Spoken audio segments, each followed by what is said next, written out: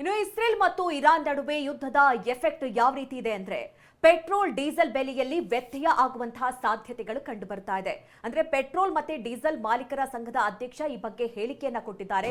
ಮಂಗಳೂರಿನಲ್ಲಿ ಸಂಘದ ಅಧ್ಯಕ್ಷ ಬಾಲಾಜಿ ಮಾತನಾಡಿದ್ದಾರೆ.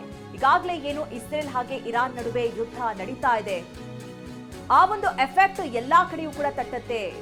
ಪೆಟ್ರೋಲ್ ಡೀಸೆಲ್ ಬೆಲೆ ಹೆಚ್ಚಾಗುವಂತಹ ಸಾಧ್ಯತೆಗಳಿದೆ, ವ್ಯತ್ಯಯ ಆಗುವಂತಹ ಸಾಧ್ಯತೆಗಳಿದೆ.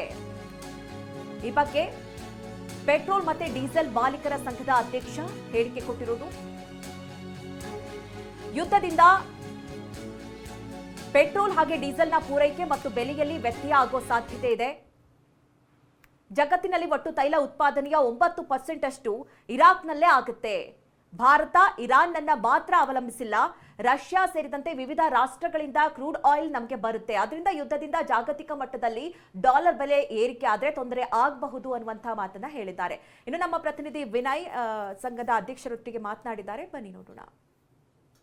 ಎಲ್ಲ ವಿಚಾರಗಳಿಗೆ ಸಂಬಂಧಪಟ್ಟ ಹಾಗೆ ನಮ್ಮ ಜೊತೆ ಮಾತಾಡೋದಕ್ಕೆ ಎಕ್ಸ್ಪರ್ಟ್ ಆಗಿರೋ ನೀಲ್ಕಂಠ ಅವರು ಇದ್ದಾರೆ. ಕೇಳ್ತೀನಿ ಏನು ಹೇಳ್ತಾರೆ ಅಂತೇಳಿ. ಸದ್ಯಕ್ಕೆ ಸರ್, ಈಗಿನ ಸಿಚುವೇಶನ್ ನೋಡಿದಂಥ ಸಂದರ್ಭಗಳಲ್ಲಿ, ಇರಾನ್ ಮತ್ತು ಇಸ್ರೇಲ್ನ ಸದ್ಯದ ಸ್ಥಿತಿಗತಿಗಳನ್ನು ನೋಡಿದಂಥ ಸಂದರ್ಭಗಳಲ್ಲಿ ನಿಮಗೆ ಕಚ್ಚಾ ತೈಲದ ಬೆಲೆ ಮೊದಲು ಯಾವ ರೀತಿಯಾಗಿ ಹೈಕ್ ಆಗ್ತಾ ಇದೆ, ಯಾಕೆ ಹೈಕ್ ಆಗ್ತಾ ಇದೆ, ಎಷ್ಟು % ಹೈಕ್ ಆಗ್ಬೋದು ಇದೇ ಥರ ಮುಂದುವರೆದ್ರೆ? ಇದು ಎಷ್ಟು % ಹೈಕ್ ಆಗ್ಬೋದು ಏನು ಅಂತಂದರೆ ಹೇಳೋಕ್ಕಾಗೋದಿಲ್ಲ. ಅದು ನಮ್ಮ ಯುದ್ಧ ಎಷ್ಟು ದಿನ ನಡೆಯುತ್ತೆ, ಎಷ್ಟು ಪ್ರಭಾವ ಹೊಂದುತ್ತೆ ಅದ್ರ ಮೇಲೆ ಹೋಗುತ್ತೆ. ಈಗ ನಿಮಗೆ ಗೊತ್ತಿದ್ದಂಗೆ ಇಸ್ರೇಲ್ ಅವರು ಸುಮಾರು ಇರಾನ್ ಆಯಿಲ್ ವೆಲ್ಸ್ನ ಅಟ್ಯಾಕ್ ಮಾಡಿದ್ದಾರೆ, ರಿಫೈನರೀಸ್ನ ಅಟ್ಯಾಕ್ ಮಾಡಿದ್ದಾರೆ. So Iran being one of the most suppliers of crude oil, not the major one but one of the major players. And also ಅವರು ಕಂಟ್ರೋಲ್ ಮಾಡ್ತಾರೆ, ಪರ್ಷಿಯನ್ ಗಲ್ಫ್ನ ಕಂಟ್ರೋಲ್ ಮಾಡ್ತಾರೆ. Sir, ಈಗ ನಾವು Iran ಮೇಲೆ ಎಷ್ಟು % depend ಆಗಿದ್ದೀವಿ?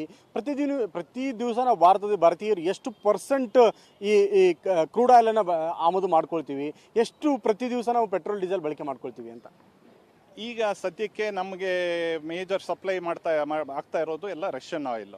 ಯಾಕಂದರೆ ಆಗ ರಷ್ಯನ್ದು ಮತ್ತು ಯುಕ್ರೇನ್ ಯುದ್ಧ ನಡಿಬೇಕಾದ್ರೆ ಭಾರತ ದೇಶಕ್ಕೆ ಸ್ವಲ್ಪ ಕನ್ಸೆಷನ್ ಕೊಟ್ಬಿಟ್ಟು ತೊಗೊಳ್ತಾ ಇದ್ದಾರೆ ಅಲ್ಲಿಂದ ಕ್ರೂಡ್ ಆಯಿಲು. ಅದಕ್ಕಿಂತ ಮುಂಚೆ Iran was the main supplier for India.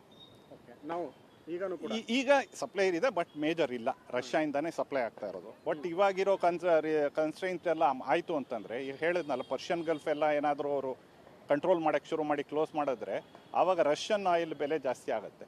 ಒಂದೊಮ್ಮೆ ಇನ್ನೂ ಈ ವಾರ ಸ್ವಲ್ಪ ಮತ್ತಷ್ಟು ಭೀಕರ ಸ್ವರೂಪಕ್ಕೆ ಹೋಗಿ ಎಕ್ಸ್ಟೆಂಡ್ ಆಗ್ತಾ ಹೋದರೆ, ಕ್ರಿಷಿಯಲ್ ಹಂತಕ್ಕೆ ಸಿಚುವೇಶನ್ ಏನಾದರೂ ಹೋದರೆ ಪೆಟ್ರೋಲ್ ಮತ್ತು ಡೀಸೆಲ್ ಬೆಲೆ ಏರಿಕೆ ಎಷ್ಟು % ಒಂದು ಅಂದಾಜು ಏರಿಕೆ ಆಗ್ಬೋದು ಅಂತ ಅನ್ಸುತ್ತೆ ನಿಮಗೆ?